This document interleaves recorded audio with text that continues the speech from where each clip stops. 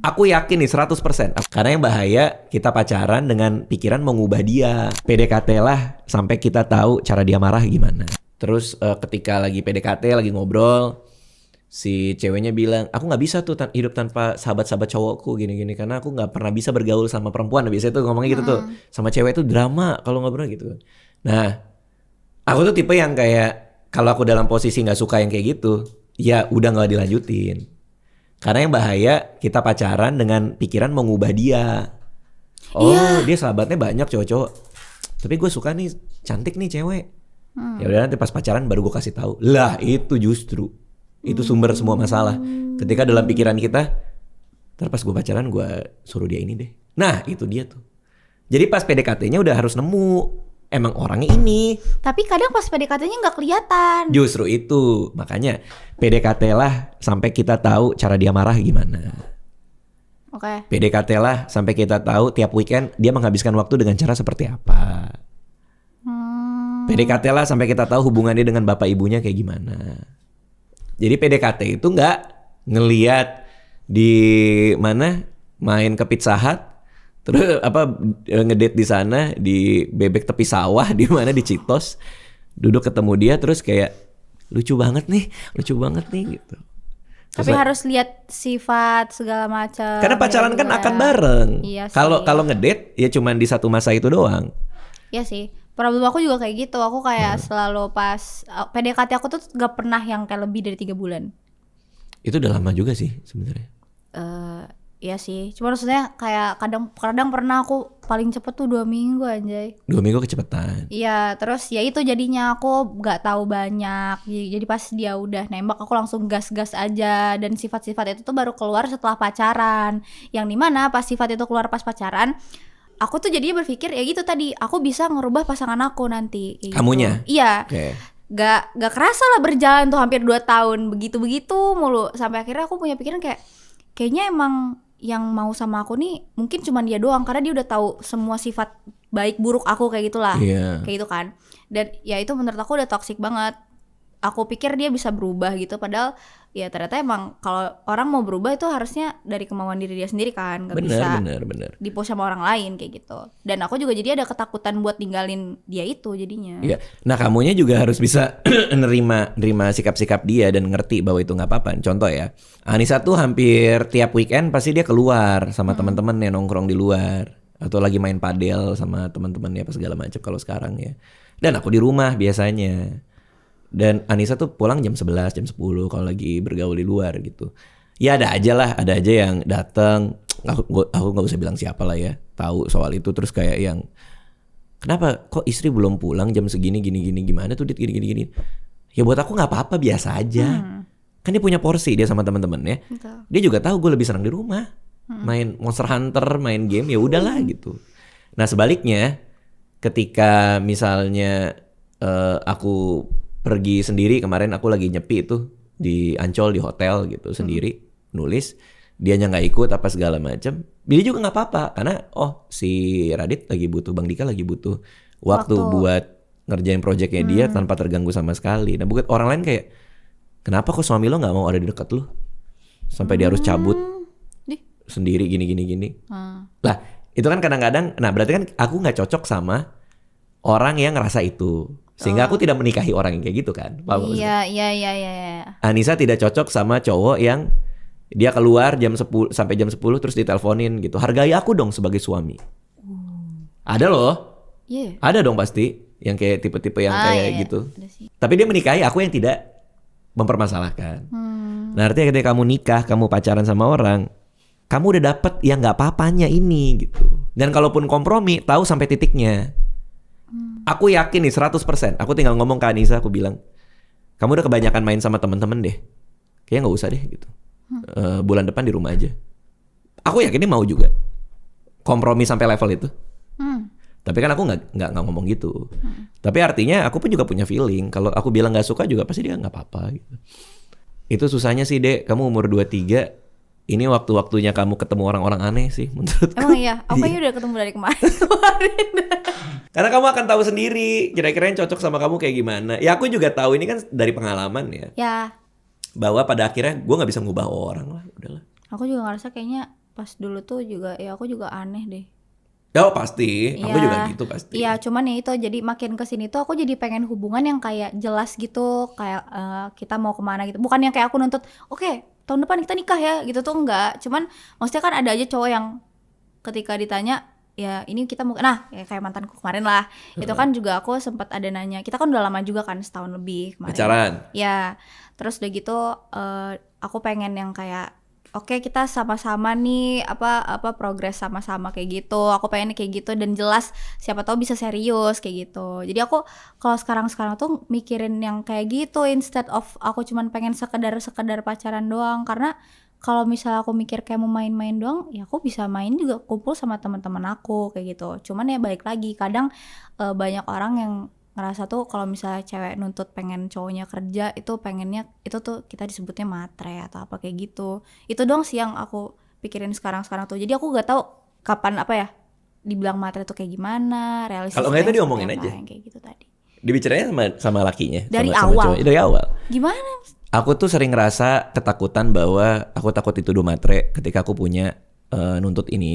Emang gak bakal ilfil cowoknya? Kalau dia ilfil cari lagi. Karena berarti dia bukan tipe yang mau denger apa yang kita risaukan dan kita ini kan. Which is itu bakal ngimpact buat seterusnya. Iya, kalau dia ilfil, menurut aku ya, apalagi kalian nih Gen Z ini kan supply banyak banget, di mana-mana. Instagram tinggal DM kalian ini. Iya sih. Zaman gua kan kagak ada gitu-gitu. Iya sih. Tapi artinya kalau dia ilfil, nih kita bicara ngedate ya, Iya. first date ya. Terima sah-sah aja buat aku, kan nyari kecocokan. Tapi jangan kayak interview kerja juga, kayak apa rencana kamu 5 tahun ke depan? Bisa kerja di dalam air gitu kan enggak. Terus ini ngomongin soal serius sama pasangan. Oke. Pertanyaan- Ini udah lama juga ya, udah berapa lama nih? Anjir. Pertanyaan Dea, terakhir apa? Gak apa-apa pertanyaan terakhir. Berarti kita nyambung aja nanti ya. Next kamu datang lagi nanya aku lagi ya. Oke. Oke, ini seru nih. Karena ternyata ini juga ya. Seru kan? Seru. Love life. Ayo. Karena Oke. aku udah lama tidak. Ini menyentuh pertanyaan terakhir semua. apa gimana? Ya pertanyaan terakhir Oke. boleh. Udah Jadi 41. lagi rame juga di sosial media soal married is scary. Tahu gak sih Kak? Emang iya? Ya aku kan belum nikah. Enggak, maksudnya emang iya lagi rame. Iya, Oh. itu karena terus ada kasus baru gitu loh. Contoh. Selingkuh. Aku lihat lagi yang KDRT itu anjir. Iya. Itu dia dilamar. Ini baru lewat nih tadi. Dia dilamar. Ada foto dia dilamar, senyum-senyum. Terus cut berikutnya dia foto bonyok gitu. Iya. Darah kering segala macam ceweknya. Iya, ada yang ceweknya, ada yang cowoknya di KDRT, terus ada Iya, ada yang cowok di KDRT. ada yang punya anak tapi mereka nggak siap, anaknya dilempar-lempar kayak gitu atau enggak ya kayak gitu tadi sifat yang nggak kelihatan pas pacaran, baru nongol pas nikah gitu. Nah, kalau menurut Kakak gitu kan, aku kan sebagai Gen Z nih, aku kayak banyak juga nih jadinya cewek-cewek yang ngomong kayak aduh gue jadi takut nikah nih kayak gitu-gitu. Tapi itu tuh tentang gimana cara kita milih pasangan aja nggak sih? Oke. Maksudnya? Yang pertama ya, kalau di dunia yang kayak sekarang, informasi apapun sekecil apapun akan kelihatan gede meskipun jumlahnya kecil. Kenapa? Karena efek emosional kita melihat itu lumayan kuat, jadi kita inget terus. Artinya, jangan-jangan, aku nggak tahu data ya. Ya. Jangan-jangan pernikahan yang tidak KDRT itu lebih banyak daripada yang KDRT. Cuman karena yang KDRT itu secara emosional itu bikin kita kesel, jadi berasanya itu kok lagi banyak banget. Padahal secara proporsi tentu lebih banyak orang yang menikah dengan bahagia kan. Iya banyak. Maksudnya kayak pernikahan orang tua kita aja Iya, betul. biasa aja gitu. Maksudnya Iya. tanpa ada yang aneh-aneh gitu loh, nggak ada KDRT dan lain-lain. Kebetulan memang muncul, tentu kita juga harus aware sama yang kayak gini-gini kan. Maksudnya kalau ada teman yang kena KDRT kita harus bantuin juga. Tapi artinya mungkin kelihatannya jadi oh kok banyak ya. Sama kayak kecelakaan pesawat kan. Iya. Kecelakaan pesawat, kalau pesawat kecelakaan itu kesannya kayak besok gue nggak mau naik pesawat lagi karena baru ada kecelakaan. Padahal secara rasio dan secara statistik naik pesawat adalah transportasi yang paling aman di dunia ketimbang mobil justru. Oh ya? Iya, secara proporsi lebih banyak orang kecelakaan mobil daripada kecelakaan pesawat secara proporsi. Iya. Cuma kalau pesawat kecelakaan itu Udah. beritanya kan gede banget. Iya. Nah artinya jangan sampai kamu patah hati sama pernikahan karena kebetulan yang jelek-jelek itu yang lagi disorot. Karena aku yakin pernikahan bahagia tuh banyak kok gitu. Iya benar. Gitu.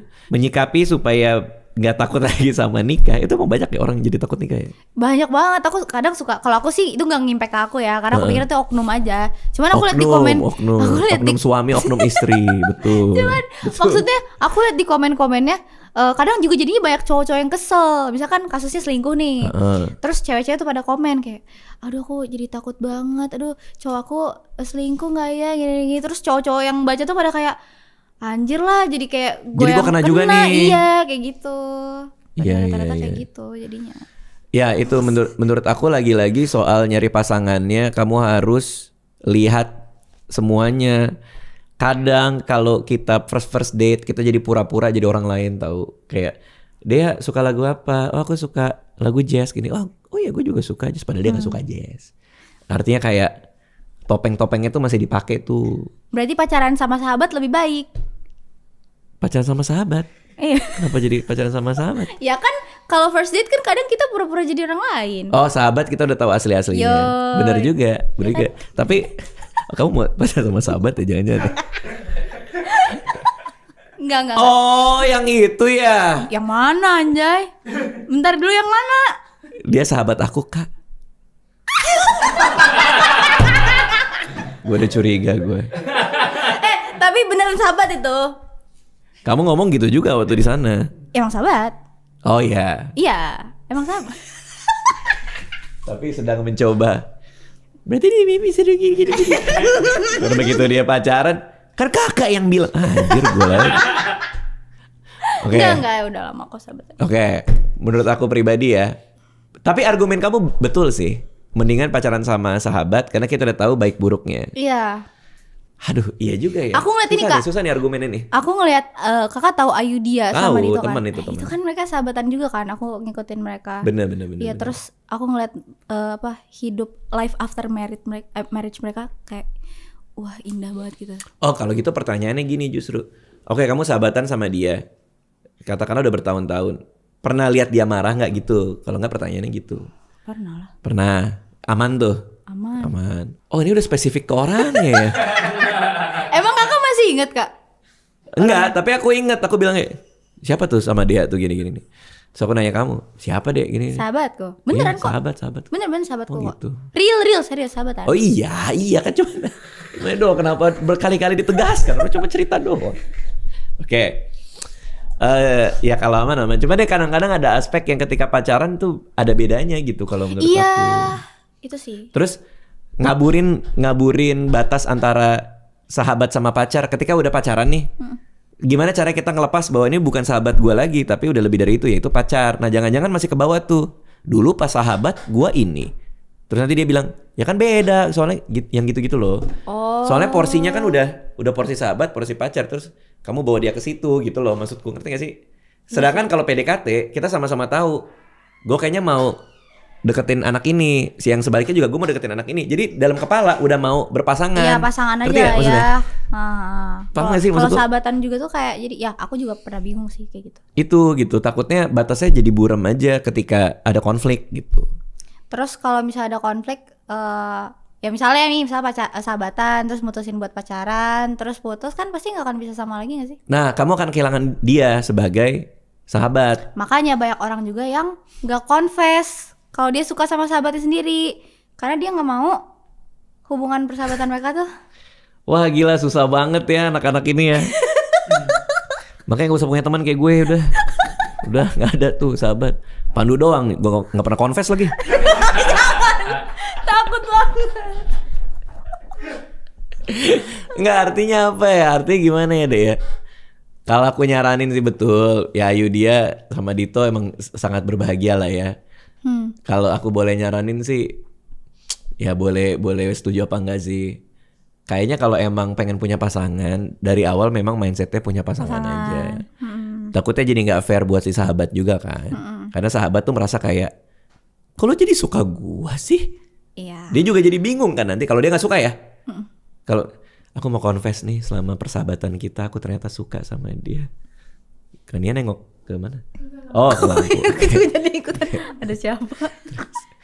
Begitu confess, dia yang jadi kayak kebakaran kan. Kalau confess sih, kan ini sahabat. aduh gue gimana ya Iya gitu. sih. Aku pernah nulis satu cerpen soal itu. Pernah baca nggak kamu? Judulnya Cuma Teman, ada di YouTube. Aku baca cerpenku. Ternyata itu yang paling gede view-nya.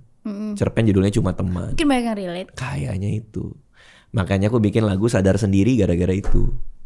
Tentang orang sahabatan tapi saling suka, si pasangannya nggak pernah sadar. Gue tuh suka sama lu, sadar dong gitu loh.